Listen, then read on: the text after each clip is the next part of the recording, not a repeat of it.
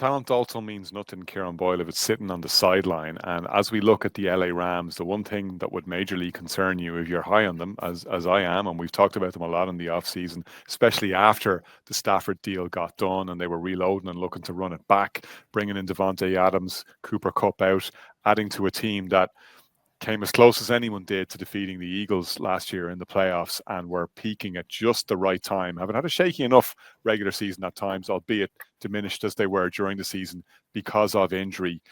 Somebody told me once, when you're looking at investments, it's better to sell a year too early than a day too late. There was always going to be a time when time caught up with Matthew Stafford, and you'd be worried now, looking at his injury status, that unfortunately that might be happening now. Yeah, and it's the kind of unknown element right now. I mean, when you I was listening to Mike Florio this morning, he doesn't seem to think that there's any issue with it. He thinks he'd be fine. Then you listen to other people and they're like, this is a major concern. Now, when you talk about epidurals and players being rested until next week, which turns into next week, which that week turns into the following week, this team starts and ends with Matt Stafford and their progress this year. So there's major question marks about his ability. He's 37. You know, he's a Hall of Famer, but if he's not right, even at the start of the season, that's going to, in this division, if he's not able to perform until maybe week 3 or 4, they're going to be in a major hole. And as you say, Kieran, there's competing voices on this, and you're never really quite sure what to believe because there's propaganda and counter propaganda. One thing, and I'll give credit and attribute it where it's due, was Mark Sester on Heed the Call saying, and I was like, yeah, I think you're onto something here. I've been kind of surprised and slightly bemused in the past couple of weeks by the really positive noises, like the hyping up of Jimmy Garoppolo, the backup quarterback, and you're like, do they know something with this? Is that to tell that this injury is a lot more serious than they're suggesting that it is? That they're trying to adjust everybody to Jimmy G taking a lot of the load this year and just hoping to God that Stafford is fit enough early enough to make the difference. Yeah, well, I mean, if they're hanging their hat on Jimmy G, they're in a whole bunch of trouble. I mean, I think for the sake of the division and even the league, I think everyone hopes that Stafford is going to be available and Stafford is good to go by week 1. It doesn't seem like, even if he is going to be in any way healthy, they're going to play him at all in any preseason games. So at this stage, with September, if he is, and these are all ifs, we're all speculating right now. Even if he is available for week 1, September will end up being the preseason that he missed. So we'll see. We'll see how it all pans out, assuming that he's healthy and assuming that he's able to contribute to this team. This team is, I think we've all been very, very high on the Rams and their progress and their ability to even make the big one. And I'm that way too. I think this is a phenomenal team. Again, withstanding the ability of Stafford to lead them.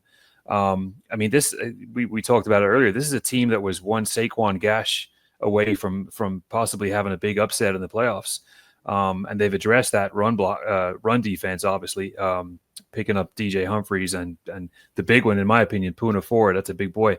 But again, when you look at all facets of the team, if he's available to go and if he lasts for the majority of the season, you look at that team. Kyren Williams just got paid. He's always good for a touchdown a game.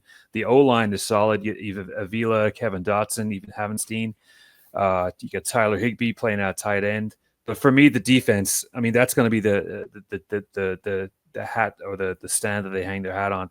We know about Braden Fisk and Jared Verse. You're adding Poona Ford. You got Kobe Turner in there, Byron Young, Cam Kitchens even Akila Witherspoon playing at corner. The defense, I'm not worried about. I think that's one of the best defenses in the league. The offense, I'm not really worried about. I mean, you throw in Devontae Adams there too with Puka and Tutu Atwell. So it's loaded across the board. Again, like we all know, the question mark is going to be, is Stafford good to go? Because this team with Jimmy G behind center will be a shadow of what it will be if Stafford is good to go. And I have the Rams. Making the big one, like I think a lot of us do. I think the difference between them and the Chargers is they have a grit that is kind of inherent in all the players. Poona Ford, Braden. We've seen Braden Fisk and Jared Verse, just monsters out there. Players that maybe the Chargers don't have. So I've got I've every faith in the Rams to have a phenomenal season. 10-7 last year. Probably add another win or two onto that record. And again, this whole discussion will be based, and we'll know more in the next probably week or two about Stafford, all based on whether Stafford stays healthy.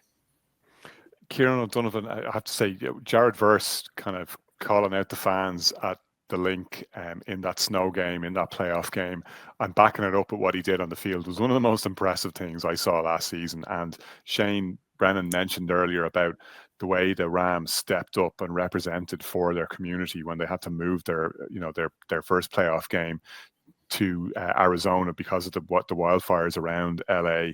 The culture is right, the coaching is right, the defense is right, the quarterback is right unless he's not. There are so many reasons to be hopeful about this Rams team, and yet it's all down to that injury.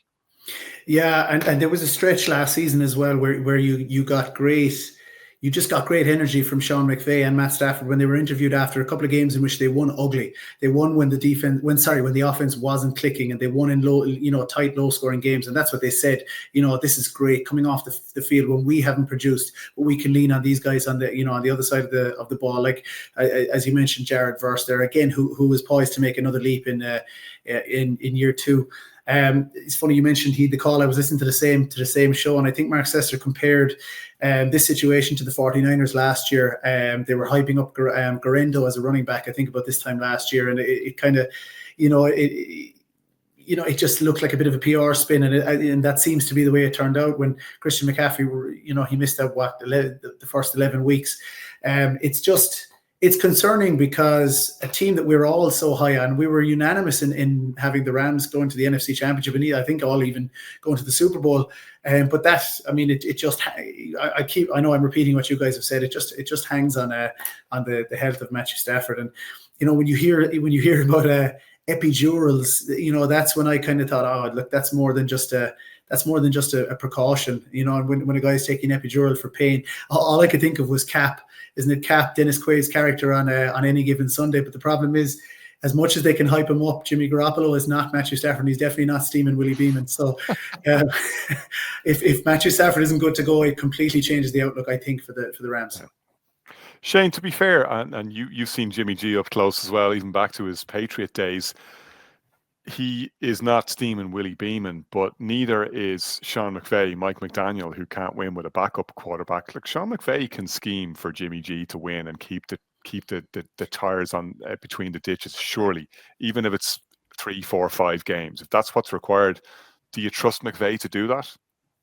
Yeah, it will be very Sean McVay to find some way of getting something out of Jimmy G in September. And look, I think it's important as well as to remember how the last 2 Rams seasons have gone. There were 1-2 in September 2023. There were 1-3 in September last year. And in each of those seasons built up quite nicely throughout the rest of the year to make the playoffs. In last year's case, winning the division. So even if Stafford is back but is still playing in that sort of preseason level of form, yeah, I wouldn't be pressing the panic buttons in September for anything the Rams are doing. The main thing is trying to make sure that Stafford isn't sidelined for the year and that he is available from that October period. What probably helps in the fact that they don't play against a divisional opponent until week 4 or 5, whenever the first week of October is. The real tricky one will be if he's not available to play against the Eagles, which will obviously have knock-on effects into the rest of the playoff conversation should the Rams be in the top there. So I don't know. And look, there's other areas of, we talk about question marks in San Francisco. There's other areas as well. As we're sitting here,